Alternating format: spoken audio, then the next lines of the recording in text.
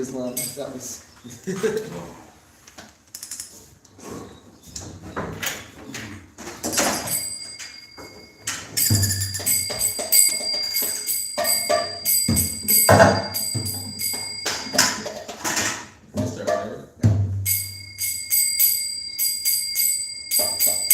Jaya Radha Madhava Kunja Bihari Jaya Radha Madhava Kunja Bihari Jaya Gopi Jana Vallabha Girivardhari Jaya Gopi Jana Vallabha Girivardhari Yashoda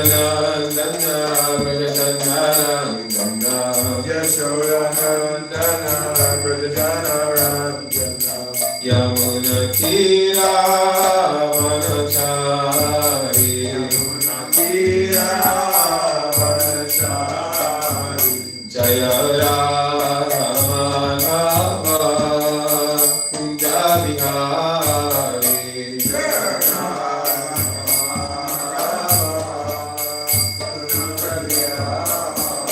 Jaya Gopi Jana Vallabha Girivardhari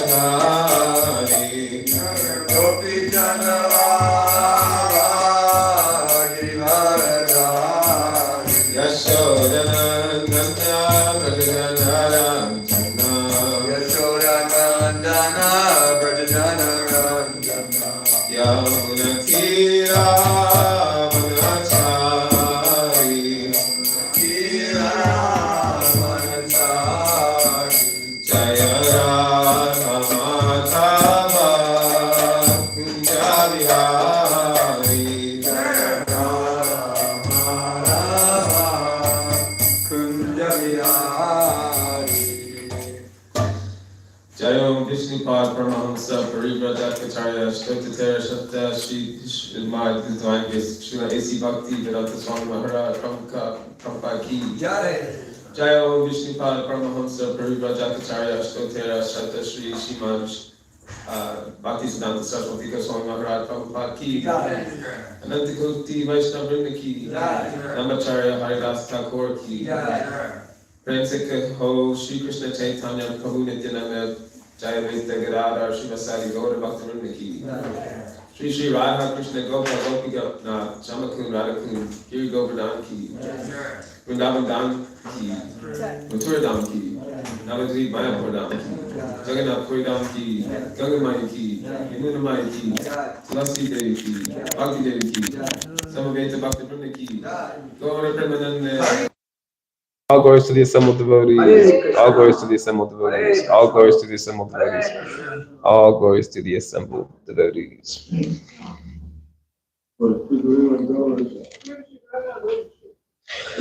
Om Namo Bhagavate Vasudevaya. Om Namo Bhagavate Vasudevaya. Om Namo Bhagavate Vasudevaya. Om Namo Bhagavate Vasudevaya. Om Namo Bhagavate Vasudevaya. Om Namo Bhagavate Vasudevaya. Narayanam Namaskritya. Naram Chaiva Narottamam Devim Saraswatim Vyasam Tato Jayam Udirayet Nashta Preshu Vajreshu Nityam Bhagavata Sevaya Bhagavate Utamashloke Bhaktir Bhavati Naishtaki. Before reciting the Srimad Bhagavatam, which is the very means of conquest, one should offer respectful obeisances unto the personality of Godhead, Narayana, unto Narayana Rishi, the supermost human being, unto Mother Saraswati, the goddess of learning, and unto Srila Vyasadeva, the author. By regular attendance in class in the Bhagavatam, and by rendering of service to the pure devotee, all that is troublesome to the heart is almost completely destroyed, and loving service unto the personality of Godhead, who is praised with transcendental songs, is established as an irrevocable fact. Om Gyanatimidandasya Gyananjana Salakaya Chakshurimlitam Yena Tasmai Shri Gurave Namaha Shri Chaitanya Manobhishtam Sthapitam Yena Bhutale Swayam Rupa Kadamayam Dadati Swapadantikam Vandeham Shri Guru Shri Yuta Parakamalam Shri Gurum Vaishnavam Scha Shri Rupam Sagrashatam Sahagana Raganatanvitam Tam Sajivam Sarvetam Savadutam Parishana Sahitam Krishna Chaitanya Devam Shri Radha Krishna Padan Sahagana Lalita Shiva Shakhanvitam Sa He Krishna Karuna Sindho Dinabandho Jagapate Gopisha Gopika Kanta Radha Kanta Namostute Tapta Kanchana Gaurangi Radhe Vrindavaneshwari Rishabhanu Sute Deve Pranamami Hari Priye Jai Shri Krishna Chaitanya Prabhu Nityananda Shri Advaita Gadadhara Shivasari Gaur Bhakta Vrinda Hare Krishna Krishna Krishna Hare Hare Hare Rama Rama Hare Hare. Alrighty, so today we're reading Srimad Bhagavatam, Canto 5, Chapter 2, Verse 6, and I think the way this is laid out is it's called prose, right? So I think I'll just read it all the way through. Tam eva viture madhu karim iva sumanasa upajikrantim divija manuja mano nayana lada tukagati viharavrita vinayava lokasus Ksharavayyavar Manasi Nirnam Kusumayudhasya Viratim Vivaram Nija Mukha Vishalitam Ritasava Sahasa Bhasanamada Madandha Madhukara Nikaroparo Sena Rutapada Vinyashen Sena August Pandanastana Kalasha Kabara Bhara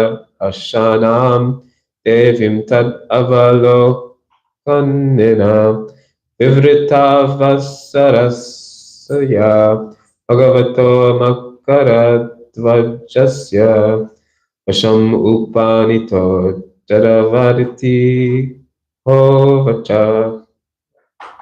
Okay. Anybody want to repeat? Just kidding. Yeah? Okay, word for word. Tam to her. Eva indeed. Avidure nearby. Madhu Karim Iva like a honeybee. Sumanasaha beautiful flowers. Upajigrantim smelling. Divija of those born in the heavenly planets. Manuja of those born in human society. Manaha mind. Nayana for the eyes. Ahlada pleasure. Dughayai producing. Gati by her movement. Vihara by pastimes. Vrida by shyness. Vinaya by humility. Avaloka by glancing. Susvara Akshara by her sweet voice. Avayavai and by the limbs of the body. Manasi in the mind. Nirnam of men. Kusuma Ayudhasya of Cupid, who has a flower arrow in his hand. Vidadhatim making. Vivaram oral reception. Nija Mukha from her own mouth. Vigalita pouring out. Amrita asava, nectar like honey. Sahasa, in her smiling. Bhashana, and talking. Amoda, by the pleasure. Mada andha, blinded by intoxication. Madhukara, of bees. Nikara, by groups. Uparodhena, because of being surrounded. Druta, hasty. Para, of feet. Vinyasena, by stylish stepping. Valgu, a little. Spandana, moving. Stana, breasts. Kalasha, like water pots. Kabara, of her braids of hair. Bhara, weight.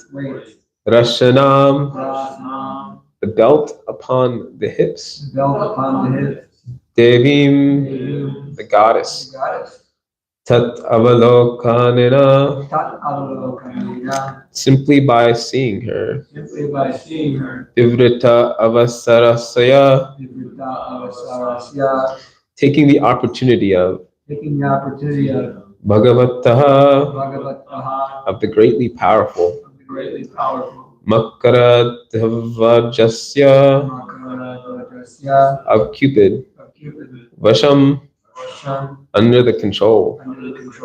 Upanitaha, being brought in. Jadavat, as if stunned. Iti, thus. Ha, certainly. Uvacha, he said. Translation. Like a honeybee, the Apsara smelled the beautiful and attractive flowers. She could attract the minds and visions of both humans and demigods by her playful movements, her shyness and humility, her glances, the very pleasing sounds that poured from her mouth as she spoke, and the motion of her limbs. By all these qualities, she opened for Cupid, who bears an arrow of flowers, a path of oral reception into the mind of men. When she spoke, nectar seemed to flow from her mouth. As she breathed, the bees, mad for the taste of her breath, tried to hover about her beautiful lotus-like eyes. Disturbed by the bees, she tried to move hastily, but as she raised her feet to walk quickly, her hair, the belt on her hips, and her breasts, which were like water jugs, also moved in a way that made her extremely beautiful and attractive. Indeed, she seemed to be making a path for the entrance of Cupid, who is most powerful. Therefore, the prince, completely subdued by seeing her, spoke to her as follows. Repeat after me, please. Like a honeybee, the Apsara smelled the beautiful and attractive flowers. Like a honeybee, the Apsara smelled the beautiful and attractive flowers. She could attract the minds and vision of both humans and demigods by her minds and visions of humans and demigods. By her playful movements, her shyness and humility, her glances, the very pleasing sounds that poured from her mouth. As she spoke, and the motion of her limbs. By all these qualities she opened for Cupid. Who bears an arrow of flowers, a path of oral reception. Into the minds of men. When she spoke, nectar seemed to flow from her mouth. As she breathed, the bees, mad for the taste of her breath,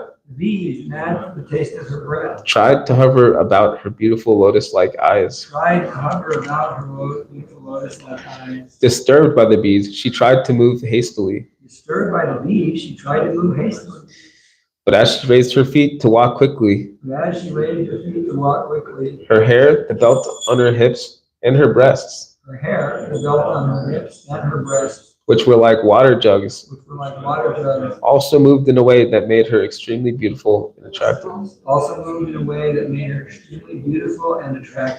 Indeed, she seemed to be making a path for the entrance of Cupid. Indeed, she seemed to be making a path for the entrance of Cupid, who is most powerful. who is most powerful. Therefore the prince, completely subdued by seeing her, spoke to her as follows. Report by Divine Grace Srila Prabhupada. Yeah. How a beautiful woman's movements and gestures, her hair, and the structure of her breasts, hips, and other bodily features attracts the minds not only of men, but of demigods, also is very finely described in this statement. The words Divija and Manuja specifically emphasize that the attraction of feminine gestures is powerful everywhere. Within this material world, both on this planet and in the higher planetary systems, it is said that the standard of living in the higher planetary systems is thousands and thousands of times higher than the standard of living on this planet. Therefore, the beautiful bodily features of the women there are also thousands and thousands of times more attractive than the features of the women on Earth. The Creator has constructed women in such a way that their beautiful voices and movements and the beautiful features of their hips, their breasts, and the other parts of their bodies attract the members of the opposite sex, both on Earth and on other planets, and awaken their lusty desires. When one is controlled by Cupid or the beauty of women, he becomes stunned like matter, such as stone. Captivated by the material movements of women, he wants to remain in the material world. Thus, one's promotion to the spiritual world is checked simply by seeing the beautiful bodily structure and movements of women. Sri Chaitanya Mahaprabhu has therefore warned all devotees to beware of the attraction of beautiful women and materialistic civilization. Sri Chaitanya Mahaprabhu even refused to see Prataparudra Maharaj because he was a very opulent person in the material world. Lord Chaitanya said in this connection, Nishkinchanasya Bhagavad Bhajanam Mukhasya, those who are engaged in the devotional service of the Lord, because they are very serious about going back home, back to Godhead, should be very careful to avoid seeing the beautiful gestures of women, and should also avoid seeing persons who are very rich. Nishkinchanasya Bhagavad Bhajanam Mukhasya Param Param Jigameshwar Bhava Sagorasya Sandarashanam Vishayinam Atha Yoshitam Cha Ha Hanta Hanta Visha Bhakshananto Piya Asadhu. Alas, for a person who is seriously desiring to cross the material ocean and engage in the transcendental loving service of the Lord without material motives, seeing a materialist engaged in sense gratification or seeing a woman who is similarly interested is more abominable than drinking poison willingly. Chaitanya Charitamrita Madhya 11.8. One who is serious about going back home, back to Godhead, should not contemplate the attractive features of women and the opulence of rich men. Such contemplation will check one's advancement in spiritual life. Once a devotee is fixed in Krishna consciousness, however, these attractions will not agitate his mind. Pretty interesting verse. So I'll just give some context for this verse. So we have Maharaj Priyavrata, who just went off for spiritual realization because he just realized he lived a life of sense gratification and regretted it. He's like, all right, I got to do something. And now his son, Agnidara, has become the ruler of Jambudweep. And he's desired to have a son. So he went to the valley of Mandara Hill, where the damsels of the heavenly planets come to stroll. And so there he collected all these paraphernalias for finding a mate and is engaged in severe austerities and worship. And then understanding that desire, Lord Brahma sent a celestial girl named Purvachiti to Agnidara's hermitage. That's where we're at right now. And in this verse, I found that basically the essence of it is just that it's describing the different ways that the feminine energy is appealing to the different senses of males in general. So, it talks about the playful movements and shyness that's attracting the mind, like nectarian voice that's attracting the ears, and then so on and so forth. So all these real sensual things, which is a very interesting verse for Krishna to give me as a brahmachari. So thank you, Krishna. I guess it's like a double-edged sword. It's we're not supposed to contemplate all these sensual things, but then like, I guess we get to like understand it more and realize like how to practically pronounce it. Yeah. Yeah, and so like one thing I found surprising was that like, so Maharaj Agnidhara is like a pretty advanced yogi, and it says that this Apsara was able to completely subdue him. And so like, you know, just imagining, it's like we're on this material plane, and the women in like the realm that he's in are said to be thousands and thousands of times more attractive. So like, just imagine like we're doing our yoga and we're not nearly as advanced as him, and like a beautiful Apsara comes down like that, all gesturing all femininely, like how we would cope with that. Tighten the coping. Yeah, and I found it interesting how Prabhupada would oftentimes in his books talk about how like this entire material world is driven by sex desire. And that's like obviously true, or we can see that in our current society. Like most advertisements all have like some like element of like sexual imagery or like some type of like innuendo in them, even if it's like completely unrelated. Like you'll have like a gum commercial, and you'll have like this like half naked woman with big breasts like chewing gum, and then you'll have like another guy that's like trying to chew gum so that he can like swap spit with this lady. It's like real gross, but it's all just like fueled by this like sexual frustration. It's like somehow everywhere. Like you can't even like go on the internet, find a video on Krishna without like having to like, encounter something like that. And it's like all over our media too. So like all of our movies are like that. Even if it's like an innocent children's like Disney movie, like you'll think it's like, oh, this is fine. But then there's just like, those are the worst ones. Yeah.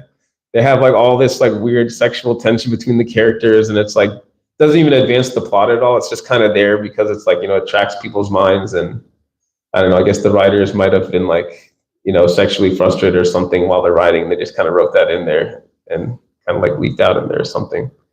But yeah, it's pretty disturbing. Down to 2 words, sex sells. Yeah, sex sells, exactly. Yeah.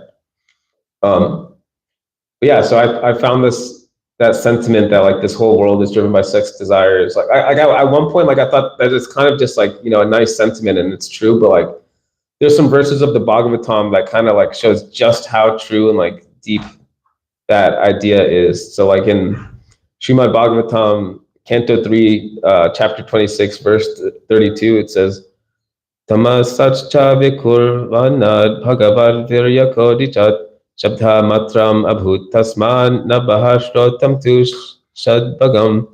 And the translation is, when egoism and ignorance is agitated by the sex energy of the Supreme Personality of Godhead, the subtle element sound is manifested. And from sound comes the ethereal sky and the sense of hearing. So that's all coming from just that sexual energy. And so in the purport, it says, it appears from this verse that all the objects of our sense gratification are the products of egoism and ignorance. It is understood that from this verse that by agitation of the elements of egoism and ignorance by the sexual energy, the sound is produced, and which is the subtle form of ether. It says, it is stated also in Vedanta Sutra that sound is the origin of all objects of material possession, and that by sound one can dissolve the material existence. And then in the next verse, it describes that the translations, persons who are learned and who have true knowledge define sound as that which conveys the idea of an object, indicates the presence of a speaker screened from our view, and constitutes the subtle form of ether. I thought that was like an interesting way to view sound. I never heard it conveyed like that. Yeah, the purport says, when we speak of seeing, there must be form. By our sense perception, the beginning experience is the sky. Sky is the beginning of form, and from the sky, other forms emanate. Therefore, the objects of knowledge and sense perception begin from ethereal sky. And then it later on talks about how the characteristics of the ethereal element can be observed as the accommodation of room for the external and internal existence of all living entities, namely the field of activities of vital, air, the senses, and the mind. So all that just to say that like that initial sexual energy that's agitated by Krishna is the source of like the entire meaning-bearing principle within the entire material creation and all of our like fields of activity. So like all these experiences are stemming from that initial like agitation of sexual energy. So So it's really like a big part of like the ontology of like how this whole material world is created. And also like existentially, like in the sense that like most of the pursuits in this world are revolving around like trying to satisfy that sex desire. And so like I know for like, myself, before like trying to seriously pursue bhakti, like a large part of my actions in one way or another was like based around some type of like sense gratification or like trying to satisfy like a sexual desire, whether it's like unconsciously or consciously. So like, you know, most people in conditional life or material life will get like a good job or like an interesting hobby or like go to different social groups or you know, go to different places and environments, and it's all just like some type of like convoluted, elaborate mating ritual. So I don't know if you've seen like Planet Earth, but like they have like these birds of paradises, and they'll do like these little jigs and dances to like try to like attract their mates. And they also have like nests, and like the more interesting stuff you have in the nest, like the more likely you are to attract the mate. So like in one video, like one of the birds of paradise had like a GoPro that they found and put it in their nest, and like all the ladies like came up to him and he's like, "Oh wow, you're kind of cool." Like he was like getting all this attention. So then I feel like humans are the same way. It's like, okay, we get one shiny object and we show it off to everybody, and we get like some like interesting like niche skill or like something that makes us unique and stand out like above the crowd. And it's just like some type of elaborate, like more advanced form of like exactly what these birds are doing, like trying to get some type of sex life, you know? So that's like the state of people in conditional life, unfortunately. But you know, it makes rational sense though why people are like that, because like, sex is considered to be the highest pleasure in the material world. So like naturally people are going to want to seek it, right? Because the Vedas say ananda mayobhyasat, so like our nature is to seek pleasure. So naturally, if we don't have any higher knowledge, we're going to do the thing that we know is going to give us like the most pleasure immediately. So, but usually due to this nearsightedness and like our bodily identification and lack of spiritual knowledge in general, like a lot of people think that sex life is the all in all, but then they don't see like the consequences of that. Like they don't see that, okay, by pursuing sex life and sense gratification, you're signing up for birth, death, disease, old age, and just sufferings in general, like, you know, disease, like sexual diseases, all those kind of things. And it's like especially dangerous for people who are willing to have sex outside of marriage, because, you know, they'll likely just take lower and lower births and just go further down the rabbit hole of sense gratification.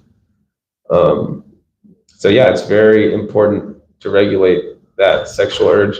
And Arjuna in the Bhagavad Gita, in chapter 1, verses 40 to 43, he talks all about like the dangers of uncontrolled sex life. He talks about how there's degradation of womanhood, unwanted progeny, hellish life for families in general, destruction of the family tradition, and all kinds of community and family welfare activities are devastated. So yeah, society just gets destroyed from uncontrolled sex life. And we can even see in the purport, Lord Chaitanya says that, he goes so far as saying that seeing a materialist engaged in sense gratification or seeing a woman who is similarly interested is more abominable than drinking poison willingly. That's pretty intense. And also in Nectar of Instruction, it says that, it states that without control of the generals, one cannot attain Krishna. And that's the whole goal of our life, right? So it's like, if we're still attached to this uncontrolled sex desire, then we can't achieve our goal of Krishna. So it's a very important thing to keep under control. And as such, I think it's very important that like we have to like educate the general mass on this, because, you know, like Arjuna was mentioning, it just like leads to degradation of society in general, and also just leads to more birth, death, disease, and old age, which is a pretty tragic thing. One thing I've been thinking about lately is that, like, you know, people will get like really worked up and like really heartbroken when a natural disaster happens, like a wildfire in California, because, you know, like different families, like their families' homes are just destroyed, like their loved ones are dead, like really tragic stuff. But like if you compare to the cycle of birth and death, it's like, you know, that entire natural disaster might be like a couple thousand deaths, but someone who decides not to pursue self-realization or bhakti yoga, they're basically signing up for like millions of births and deaths. So it's like each person who isn't pursuing this stuff is like a natural disaster, but like way like orders of magnitude higher. And so it's like it just shows like just how important like this mission is. It's like really genuinely the highest welfare work. Like some people will try to spend all this time to become a doctor just so that they can save someone's life and extend their suffering in this material world, just so that that person can then, commit sinful activities and continue throughout samsara. Whereas like what this mission is doing, like you give an actual permanent solution to suffering forever. That's millions of lives. And it's like, even if you go on something like book distribution and someone takes a book or you say something about transcendental knowledge, like get someone to realize they're not their body and that you shouldn't try to live a life of sense gratification. That probably just like lobs off like hundreds of thousands of births, practically. Like you at least make all that like samskar of this spiritual process. And there's like, or at least like they'll have like favorable winds to like attain the spiritual abode. So even small conversations or just like hearing the mantra, it guarantees them a human birth. So like they get saved, like practically thousands of lives get saved each time like you get someone to chant the Maha Mantra or give them prasadam. Even something so small like that is extremely powerful. But then it's like we do it so casually that we don't understand the actual gravity of like these actions that we're performing, or like just how powerful it really is. One statistic that I was looking at is that the greatest natural disaster recorded, according to Google, was some floods in China in 1931, and there's between 1 to 4 million deaths. And the scriptures describe how like each person in this material world takes like millions and millions of births and deaths. So each person is like a walking natural disaster, like greater than the greatest recorded natural disaster ever. And so each time like we get to help someone become a devotee, you're just basically stopping an entire natural disaster. No one really knows. And yeah, so I think that's kind of interesting. And uncontrolled sex life is pretty much, fueling these like disasters for everybody. Because like I said, it's continuing the cycle of birth, death, disease, and old age. But just to kind of like emphasize how important it is, like this mission and how impactful like creating pure devotees are. Because it's like, if you get one person to become a pure devotee, you're saving millions of lives, or millions of births and deaths.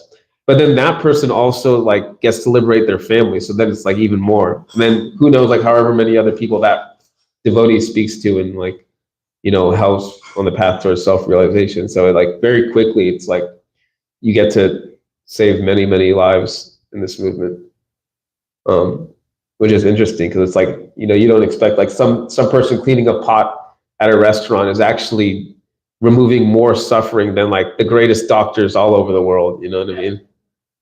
Like some pujari like waving a candlestick is like annihilating so much subtle impurities. But I think that's kind of interesting. And that, Krishna says in the Gita in 1869, Na cha tasman manusyeshu kashchin me priya kritamaha avita na cha me tasman anyaha priyataro bhuvi.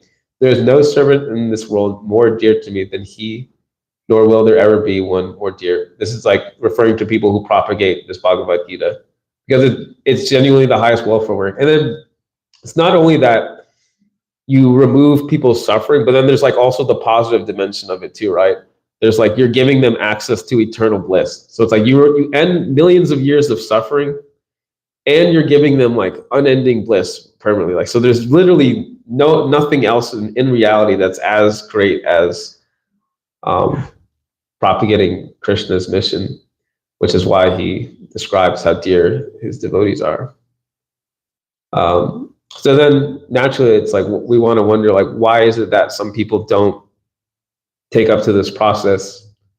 Like it seems so clear that the benefits of bhakti yoga and self-realization are just far outweigh material desires. But so I think Krishna kind of points to this in the Gita, chapter 2, verse 44.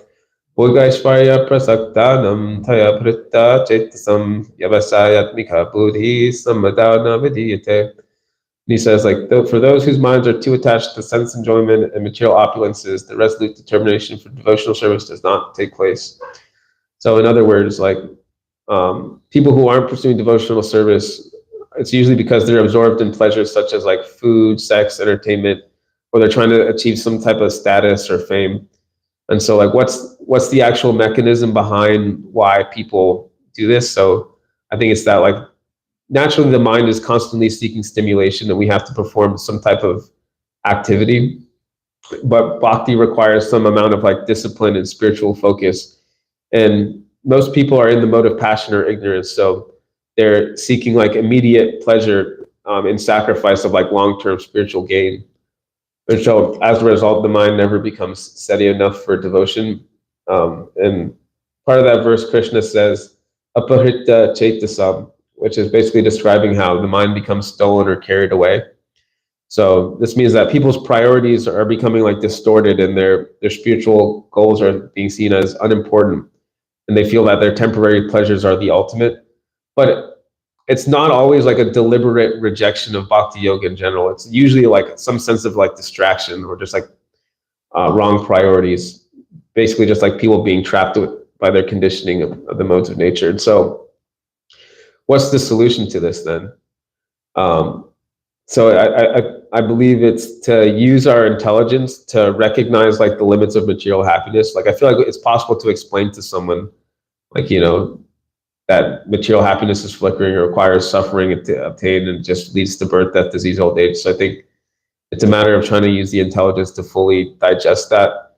And then another part of the solution, which seems to be the solution for almost everything in bhakti, is associating with sadhus, sadhu sangha. And then, yeah, replacing material activities with spiritual ones. Because like Guru Dev said, it's like, you know, you have like a baby and it's holding on to someone. You have like these conditioned souls holding on to material sense enjoyment. You have to kind of take it away and like replace it with something. So the replacement is chanting, hearing scriptures, cooking prasadam, kirtan, seva, and then naturally we'll develop a higher taste and give up material life, hopefully. Yeah. And I was recently reading the Garga Samhita with Tamal Hari, and there's a section that talks about Krishna's spiritual world. So I thought it might be good to read a little bit about, you know, you can kind of see like, yeah, if you go down the route of sense gratification, then you get birth, death, disease, old age, suffering. And so then here's like the other side. It's like you choose bhakti yoga, here's what you get. So I'm just going to read a little bit from the Garga Samhita, Canto 1, Chapter 2. I don't know if any of you guys watch Indradyumna Maharaj's series, the Stimulation for Ecstatic Love. Yeah, he basically talks about these kind of stories, and like he goes into all these like different details about the spiritual world, and I find it pretty nectar. So I'm going to share some. Okay, so this section basically talks about how the different demigods are going into Goloka Vrindavan and exploring it basically. It says, in that circle of light, he saw the form of a peaceful transcendental realm. When the demigods saw in that realm the very wonderful white lotus stem of thousand-faced Lord Shesha, they bowed down to offer respects to him. On his head was the transcendental realm of Goloka, which is worshipped by all the worlds, and which is a realm where time, the conqueror of the proud, does not prevail, and where illusion, the material mind, heart, intelligence, and ego, material transformations, and the Mahatattva do not enter. How can the modes of nature enter there? Their forms very beautiful, more beautiful than Kamadev himself. Sri Krishna's associates stood at the entrance. The demigods said, we, Brahma, Vishnu, Shiva, all the protectors of the planets, and the demigods headed by Indra, have come here to see Sri Krishna. And then I'm not going to read like this next section because it's kind of long, but basically the demigods were led into Goloka. And it says that then the demigods saw Goloka, where the king of mountains named Govardhan, which was filled with many cows and with gopis, garlanded with forest flowers, and which was decorated with rasa dance circles, is splendidly manifest, where the dark Yamuna river meandered as it wished. Its shore is made with lapis lazuli steps and decorated with millions of gazebos, where the forest of Vrindavan filled the splendid trees and vines, and glorious with bees, colorful birds, in the banyan tree where Krishna played the flute was splendidly manifested, where carrying the pollen of many thousand petal lotuses, a cool breeze gently blew to the shore, where in the middle is the Lord's personal woodland of 32 forests, which is surrounded by walls and moats and endowed with a reddish courtyard of eternal banyan trees. A courtyard decorated with 7 walls made of rubies and with a glory of pearls from awnings like millions of moons, where there was splendid flags moving in the breeze, pathways that were flower palaces, and the singing of many bees and many matted peacocks and cuckoos, where there were many women effulgent as 100 moons, wearing sunrise earrings, walking about as they wished, noticing their beautiful faces reflected in the jewels, running in the jewel courtyard, decorated with necklaces, bracelets, and tinkling ankle bells, and splendid with jewels in their hair. Where at door after door there were millions of beautiful cows, glorious as white mountains, decorated with glittering ornaments, young, full of milk, endowed with good character, virtues, and beauty, their tails yellow, personifications of happiness as they walked about with their calves. Decorated with a network of tiny bells, their bells and anklets tinkling, splendid with golden necklaces and flower garlands. Their horns of gold, many different wonderful colors, some pink, some green, some red, some yellow, some black, some smoky, and some of the colors of cuckoos, giving oceans of milk marked with the signs of youth, leaping like deer, beautiful, decorated with many calves, where wandering among the cows were many great bulls, opulent with long horns and necks and very pious, where there were many handsome cowherd boys carrying flutes, holding sticks in their hands, and with charming melodies singing of Krishna's pastimes. Bowing to offer respects, the demigods entered the Lord's personal forest grove, which was 1,000 lotus petal. That was a great circle of light. Above that was a 16-petal lotus. Above that, an 8-petal lotus. And above that, a long path decorated with 3 stairways. There all the demigods saw, sitting on a splendid throne, studded with beautiful Kaustuba jewels and accompanied by Sri Radha, Sri Krishna, who was accompanied by 8 splendid gopi friends, headed by Mohini and served by 8 gopas, headed by Sridham, who was served with diamond-handled chamaras, glorious as swans, and millions of parasols like millions of moons, whose left arm was decorated by Sri Radhika, whose right foot was bent as he wished, who held a flute, who smiled gently and gracefully, whose eyebrows enchanted hosts of Kamadevs, who was splendid as a rain cloud, whose large eyes were lotus petals, whose arms were long, who wore great yellow garments, who was splendid with a beautiful forest garland filled with the sounds of intoxicated bees, who is splendid with bracelets, anklets, and a belt, who had a glittering, charming, very glorious smile, who was handsome with the mark of Shivats, and with a jewel placed in his curly locks of hair, and who was glorious with a crown, necklace, armlets, and earrings.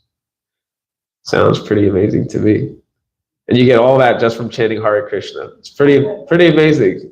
You know, and like you compare it to like in this verse, like this lady, like I feel like it's no comparison at all. Like Krishna is the source of the beauty in her playful movements and humility and glances, except Krishna has all the attributes that this lady has, but to an infinite degree. And we get to associate with him eternally, forever. So it seems like Agnidara made a bad choice going the sense gratification route, but we don't have to. So we can practice bhakti and reside in Goloka, hopefully. But yeah, if anybody has any questions or wants to open discussion here. I'm so proud of you. Thank you. Come so far. You're a really pure devotee now. Few comments. One comment is just, that's such a beautiful part of the Bhrigu, is it Garga Samhita? Bhrigu Samhita, something. Me and Gauranga read that a few months back. We read the whole entire volume in one sitting. But it, it's like,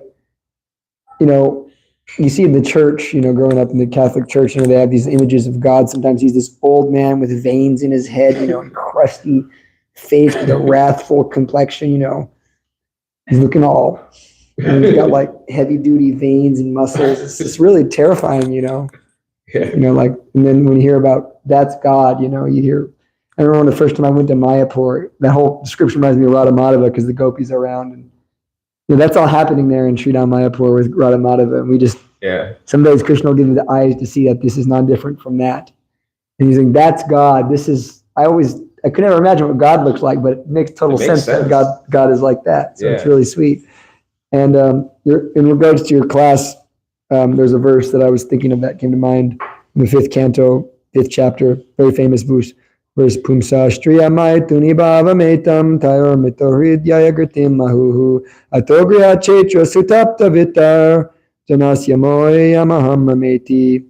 The attraction between male and female is the basic principle of material existence. On the basis of this misconception, which ties together the hearts of the male and female, one becomes attracted to his body, home, property, children, relatives, and wealth. In this way, one increases life's illusions and thinks in terms of I and mine. So that's a very famous verse. And then my question is, you know, just to play the advocate that has to, you know, we're hearing all about this. You spoke a lot about illicit sex and the pitfalls and, you know, the darkness involved and how it hurts society. It traps us in the material world. On the other side of things, we hear about, you know, Krishna says, I am sex life, not contrary to religious principles. And we see, you know, devotees like Bhaktivinoda Thakur. So I was wondering if you can speak a little about that in regards to, you know, how does this all relate? Because in the teachings of Lord Chaitanya, Prabhupada said, you know, sex energy is not in its sense evil. It's this material perversion of it, because in the spiritual world, there's also sex energy, but not in the same way. So I was wondering if you can speak a little about that. Sure.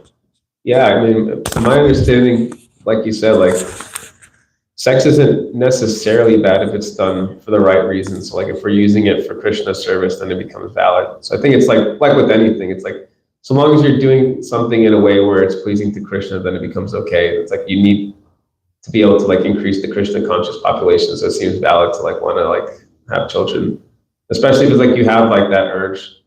You know, at least Krishna provides a way for us to do it in a way that's like legitimate. And something that comes to mind is like the fact that that sexual urge also exists in the spiritual world. Like, you know, so there is that sense that like sex isn't just completely bad. It's also like there in Krishna too. So yeah, thank you. I find that interesting. Also, this element of imitating Krishna is what I've been thinking about. You know, how Parameshwar brings this up a lot, you know, how people want to imitate Krishna via like the man, woman.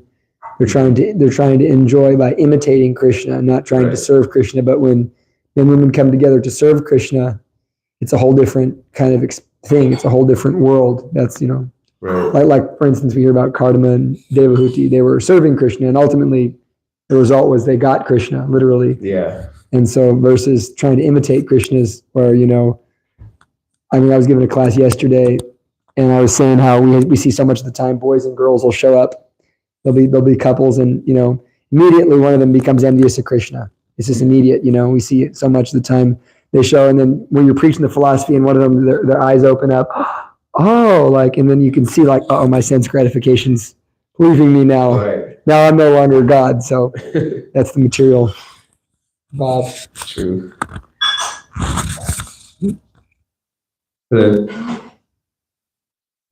Hello? Oh, you asking a question? Yeah. Yes, Lolita. Okay. Yeah, so I mean, we hear all this amazing stuff that happens, you know, if we chant, if we practice Krishna consciousness. But still, there's so many people, like you're describing, right? They'll hear this stuff, and then they still, maybe they don't believe it, or maybe they don't want to do it. I don't know. But like, what is there anything we can do to, like, you know, help other people really understand? I think it's literally just like sheer repetitions of just being told, material sense gratification ultimately isn't going to be fulfilling. You know, I mean, that's how it was for me. It's like, I knew deep down, it's like, I know all this sense gratification isn't good for me, but then I keep doing it. You keep doing it because we're not disciplined enough, or like, you don't have the virtues to like choose to do something else. So I think it's literally just a matter of like being able to step through the modes and like getting to the point that like all the bhakti has its effect, all the prasadam and association and hearing eventually purifies us to the point where we can properly perform bhakti. Like, Chandri's got a question that I was important to answer that. Is like, when you came, you were so sincere that we just kept having, it no matter what the rules were, you didn't go away. You kept coming, and so you kept hearing. How many conversations did we have for like 4-hour conversations multiple times a week? And then it has its effect. We're hearing about. Yeah, it works. It's interesting. I didn't think it would work. I didn't think I'd ever stop smoking weed, but here we are.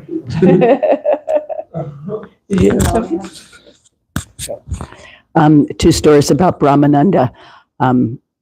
After hearing from Prabhupada a little bit, then he had come and said, my professor said that everything's revolving around sex life. Isn't that ridiculous? Because he was thinking, everything revolving around Krishna. And Prabhupada said, your professor is right, because that's actually how it is. Yeah. And he also had a girlfriend, and he was attached to her and very proud of her. So he said, Prabhupada, let me show you my girlfriend. And then he had a picture, and Prabhupada made a face and said, oh, she is not very pretty. And he said that as Prabhupada said that just like cut his attachment completely. And then he just gave her up, and that was the end of it. She was also she made Dolly. Yeah, there was something about he had. In India, and he like met an Indian girl, and then Prabhupada said, "This is a very ugly girl." Prabhupada doesn't pull any punches, huh? No false flowers. Yeah. So, and you were talking about like the sound vibration, like the first attraction, like the ankle bells, like the sound is there first. And of course, and all the other things, but it's actually very romantic, if you like. And so it's like all that is a form of romance, which is, very essential, really very poetic. Right. But, today, you don't even have sound vibration. It's like on a text, and it's very derogatory, like the way they say it. So the romance is completely gone. It's all impersonal. Yeah. So the Maya is like extremely strong, in that way. So, and of course it mixes in with, the poetic side of Maya, but this side is really, So I don't know if you want to emphasize on that. Mine is no goodness, mine is no passion. Yeah. Yeah, I don't really know what to say about that, to be honest. Right.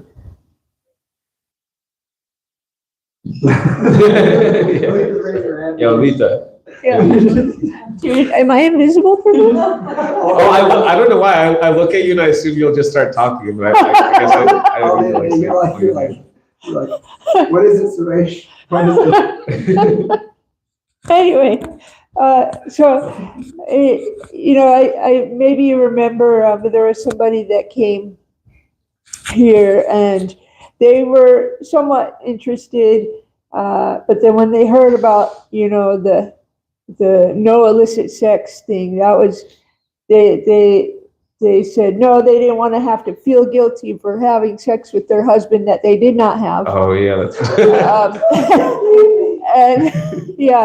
and was a big fan of your roommate, by the way. Oh, yeah. And so I just remember, trying to explain to her, like, look, you can have sex with your husband. It's okay. You don't need to feel guilty about that. But still, like, there was just like this immediate block there. And so what would you say to somebody? Because, like a lot of people are very attached to sex life, right?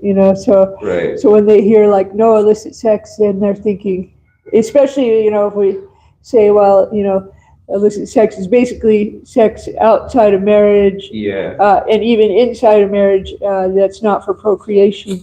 So what can you say to somebody that's like in that mode? I mean, Prabhupada was pretty merciful with his disciples. Like, I don't think he really enforced like the no illicit sex part until like they start to get more committed, because it's like, you immediately tell that to someone, and that's the whole center of their reality. So then it's like, they're immediately going to be like, all right, let me just go do something else because I can't commit to that. So I think it's a matter of just like, continuing to get them to hear and chant and practice. And then as time goes on, like the purification naturally happens. And then you kind of pull it on like, well, actually maybe illicit sex, you probably shouldn't do that. But then by that point, they've probably reached like a higher mode of being where they can probably like accept that, Yeah, okay, good. There's a point. I don't know if you were here on Friday when I gave Bhagavatam class, but point there is that like Prabhupada spoke on, I just read an article on this, Prabhupada spoke on 3 different levels of illicit sex. Prabhupada spoke about illicit sex being any sex outside of marriage. Then he spoke about illicit sex within marriage. Then, the ideal is, of course, sex only for the purpose of having children. But all of those things, Prabhupada kind of spoke on those different levels because that's why marriage exists, so that it's like contained. But I always give this example. I mean, Jayapataka Swami, you probably went to a lot of classes with him in Mayapur. This made him get really animated. Yeah. This was when there was a lot of like illicit sex going on in Mayapur in a really gross and horrible way. Maharaj was really upset, and they had told him, and he became very, very upset. And he was upset at this time. And so then he started like chastising all of Mayapur, because everybody comes for his classes, Oh yeah, you're talking about like Kumbhi Paka. Yeah, he started naming. He said, "Why didn't you get married? Why didn't you get married?" He said, if you have sex in marriage, it's not sinful. Now you're going to go to hell. And he said that it's not pure devotional service. You can't say it's pure. Like if someone has children for Krishna, that can be considered anyabhilashita shunyam. It can be considered pure devotional service. But even within marriage, it's not sinful. Then he proceeded to scream off the names of hell, which was actually shocking. All of us were like, "Oh my God, I'm scared." And so it's in my mind. I just want to mention that Divya and Damodar aren't here, not because they heard you were going to give class, but because their garage door was stuck and their cars were in there and they couldn't get out. Okay, So no worries. The less people, the better. It feels easier for me to like. I made sure to post it in the group chat for Jivananda Prabhu's disciples. Okay. So. I just thought they were having a romantic time together. All right. Srimad Bhagavatam ki. Jai. No more.